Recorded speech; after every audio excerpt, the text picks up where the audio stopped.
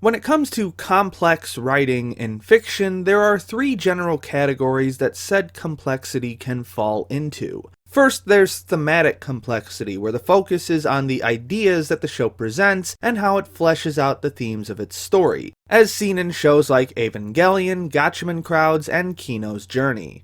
Then there's narrative complexity, where the focus is on the actual story being told, its world building, plot cohesiveness, and overall structure. This is best seen in stuff like Baccano, Steins Gate, Fullmetal Alchemist, and so on. Finally, we have emotional complexity, where the personalities, emotions, and interactions between characters are what get the most attention. This would be shows like Clannad, Sangatsu no Lion, and Toradora. Obviously, there can be overlap among these categories. Hunter x Hunter pretty much covers all three to an extensive degree, but that's not what this video's about. Because while you probably hear about thematic and narrative complexity all the time when it comes to media analysis, you probably don't hear about emotional complexity nearly as often, if at all. You may, however, have heard this term disguised as another term, drama, or more specifically, melodrama, and is often used in a negative context. But that's a discussion that we'll save for a few days down the road.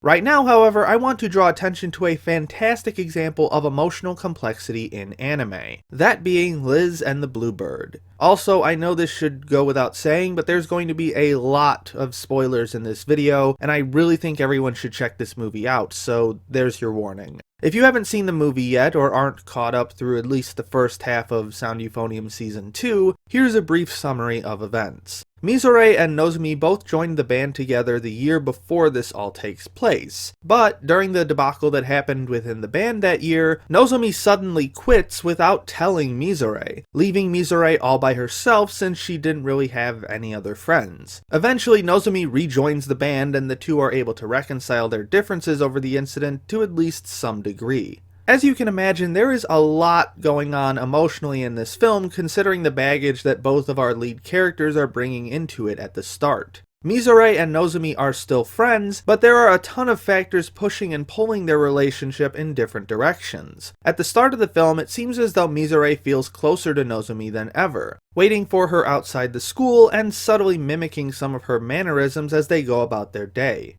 However, there are still many unanswered conflicts lying under the surface, which are eventually brought into focus through the titular concert piece in which they play a duet together. Liz and the Bluebird, a song depicting a young girl who befriends a bluebird, but must eventually set the bird free so that it can spread its wings and live the life it was intended to. Mizore and Nozomi even draw parallels to themselves with this story in regards to their abrupt parting in the past, and thus the story for the film has been framed directly. Mizore, whose friendship with Nozomi has seemingly evolved into an obsession, sees herself as Liz, but being unable to let go of her own bluebird because she's terrified of the thought of being without her again, and thus isn't able to understand the emotions behind Liz's actions. But that's just Mizore and Nozomi's private perspective, the ideas about themselves as they think they are, removed from the context of the world that they live in, and focused solely on the defining moments from their past that they share.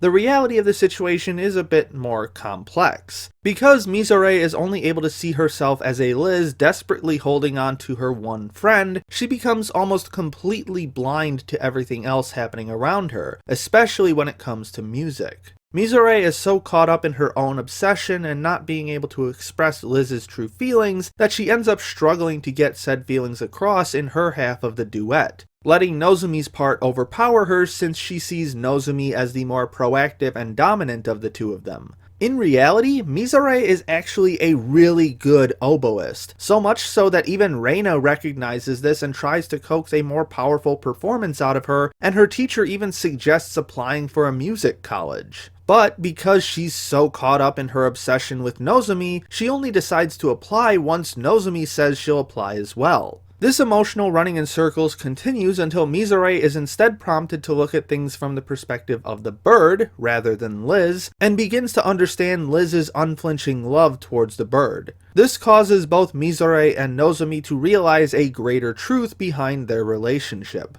It wasn't just Mizore wanting to keep Nozomi bound to her, the reverse was true as well. Nozomi is a good flute player, but not nearly on the same level as Mizore, a reality that hits her rather hard when, upon stating that she'll also apply for a music college, she simply receives a semi-hesitant good luck from the same teacher who pushed Mizore towards that choice in the first place. Now that I think about it, that one hits a sore spot for me personally, but that's another story entirely. Mizore as Liz and Nozomi as the Bluebird was only true from their isolated perspectives, with Nozomi desperately trying to hide from the fact that she probably won't be able to follow Mizore down the path of music that she is destined for. When the wider view is taken into context, it is in fact Nozomi who is Liz, and Mizore who is the Bluebird. And it's only through this realization that Mizore is fully able to empathize with Liz's actions and play her part of the duet to the best of her abilities, blowing Nozomi's part out of the water. However, this wider context doesn't negate their isolated perspective, but rather enhances it.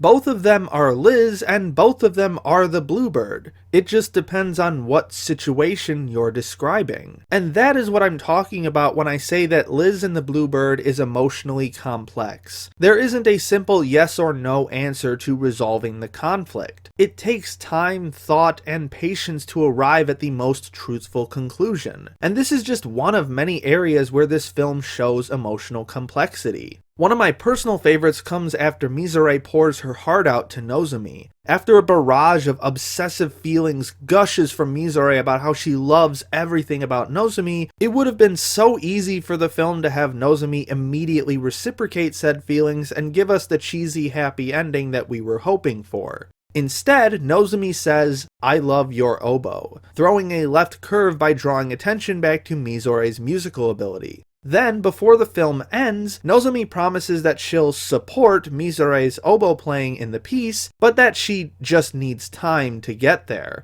This, of course, could also be taken as her thinly veiled response to Mizore's confession from earlier. She'll get there eventually, she just needs some time to sort out her future first. I could probably highlight at least half a dozen other moments of genius from this film in regards to emotional conveyance, but I think I've made my point here. Emotional complexity is just as valid as thematic or narrative complexity, if not more so since it adds a more complex human element to the story. And this kind of complexity has easily made Liz and the Bluebird my favorite film of 2018.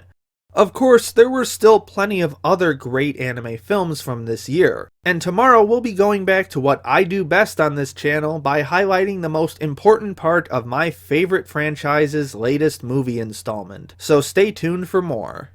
Special thanks to Jan Rogalski, Rourketon Joing, Christine Seibert, Tim Johnson, Call Me Catlord, Diane Wierzbicki, and all my other patrons for their generous support.